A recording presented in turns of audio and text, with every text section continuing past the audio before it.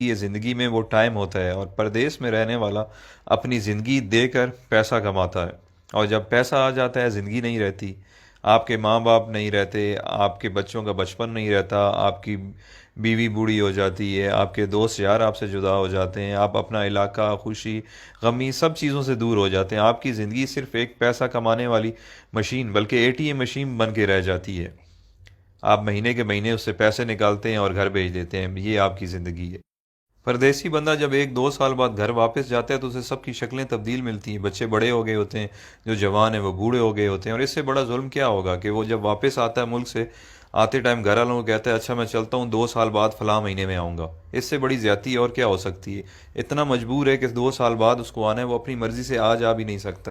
اچھا، جب ہم پردیسی چھٹی جاتے ہیں تو گھر والے بھی مہمان کی طرح ٹریٹ کرتے ہیں، آپ کی صحیح غلط ہر بات مانتے ہیں کہ 10 15 دن کے لیے آیا ہے، جو کہتا ہے سن لو، اور دوسرا پیسے بھی تو دیتا ہے۔ میں نے بہت سارے پردیسی لوگوں سے ڈسکس کی ہے، جب وہ 30 35 سال گزارنے کے بعد ملک واپس لوٹتے ہیں تو ان کے بچے بھی ان کی عزت نہیں کرتے ہیں، کیونکہ انہیں آپ کی عادت نہیں ہوتی ہے۔ وہ کچھ دن بعد کہنے لگے کہ ابا باہر ہی ٹھیک تھا، ہر وقت روکتا ہے ٹوکتا ہے، یہ نہ کرو وہ نہ کرو۔ بیوی بھی اب اتنی عزت نہیں کرے گی کیونکہ آپ بوڑھے ہو چکے ہیں اور پیسے بھی نہیں کماتے۔ یہ ساری چیزیں اتنی جلدی آپ کو ہضم نہیں ہوں گی، کیونکہ جب آپ پردیس سے آتے تھے تو آپ کو منسٹر جیسا پروٹوکول ملتا تھا، جو اب واپس آنے پر نہیں ملے گا۔ آپ کچھ دن تو ان سب لوگوں سے لڑیں گے کہ میں نے آپ کے لیے زندگی ملک سے باہر گزار دی، میں نے یہ کیا، میں نے وہ کیا، بٹ سب نے یہی کہنا ہے کہ آپ نے کچھ نہیں کیا، بلکہ آپ کی وجہ سے ان کی زندگی خراب ہو گئی ہے۔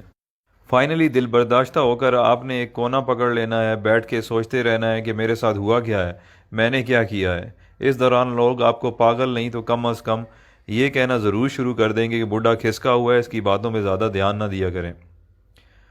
آخر کار لوگوں کے بیہیویئر رویوں کو سوچتے سوچتے آپ حقیقت میں پاگل ہو جائیں گے اور اپنے خالق حقیقی سے جا ملیں گے۔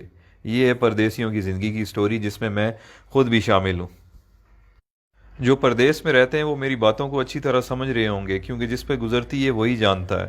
اب آپ مجھے بتائیں اچھا فیصلہ کیا ہے؟ ایک طرف پیسہ اور صرف پیسہ ہے، اور دوسری طرف زندگی جس میں ماں باپ ہیں، بچے ہیں، بیوی ہے، دوست یار ہیں، اپنا ملک ہے، سب کچھ ہے۔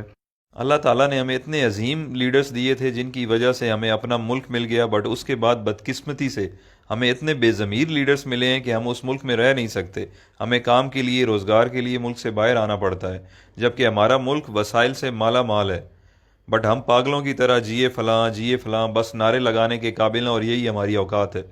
جس دن کرپٹ لیڈرز کو آپ نے جوتے مارنا شروع کر دی، اس دن آپ کو کمانے کے لیے ملک سے باہر نہیں آنا پڑے گا۔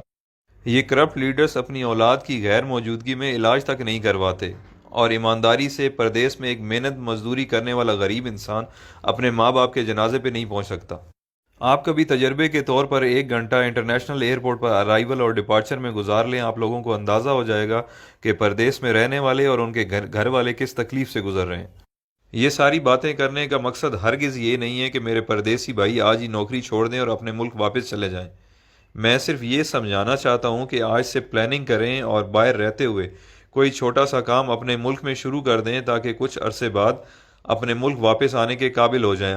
کہ اتنے وسائل ہو جائیں کہ آپ واپس آ جائیں، کیونکہ 30 سال بعد بھی آپ کو پاکستان واپس جا کر کوئی نہ کوئی کام کرنا پڑے گا گزارا کرنے کے لیے۔ تو آج سے کیوں نہ شروع کیا جائے؟ سب سے اہم چیز جو ہے وہ ہے آپ کی ڈائریکشن۔ فار ایگزامپل، آپ پنڈی کی طرف منہ کر کے چلنا شروع کر دیں اور آپ کی خواہش کراچی پہنچنے کی ہو، آپ جتنی بھی جان مار لیں آپ نہیں پہنچ پائیں گے، کیونکہ آپ کی ڈائریکشن غلط ہے۔ تو سفر شروع کرنے سے پہلے اپنی ڈائریکشن درست کریں۔ آپ جیسا سوچیں گے، جیسا چاہیں گے، اللہ تعالیٰ اسی سے آپ کو نوازے گا۔ تو بڑا سوچیں، بڑا خواب دیکھیں۔ جب دینے والے نے کوئی حد، کوئی پابندی نہیں لگائی تو ہم خود کو کیوں لمیٹڈ کریں؟ بزنس ہو، ایجوکیشن ہو یا نوکری ہو، سکسیس آپ کو اس فیلڈ میں مل جائے گی، بٹ دیکھنا یہ ہے کہ جس کی جستجو آپ کر رہے ہیں یا جو خواب آپ دیکھ رہے ہیں اس کی اہمیت، ویلیو کیا ہے۔ اگر آپ کی خواہش پڑھ لکھ کر سرکاری نوکری کرنا یا ٹائی والی نوکری حاصل کرنا جسے آپ وائٹ کالر کہتے ہیں، یا آپ بزنس اس پرپس کے لیے کر رہے ہیں کہ چلو سکون ہوگا، کچھ کام نہیں کرنا پڑے گا، تو بھائی آپ کے خواب بہت چھوٹے ہیں۔ دنیا میں بہت کچھ ہے۔ کام ایسا سلیکٹ کریں کہ اگر آپ منزل پر پہنچ جائیں تو آپ اپنے اور اپنے گھر والوں کے ساتھ ساتھ خاندان، محلے، گاؤں، شہر اور معاشرے کے لیے فائدہ مند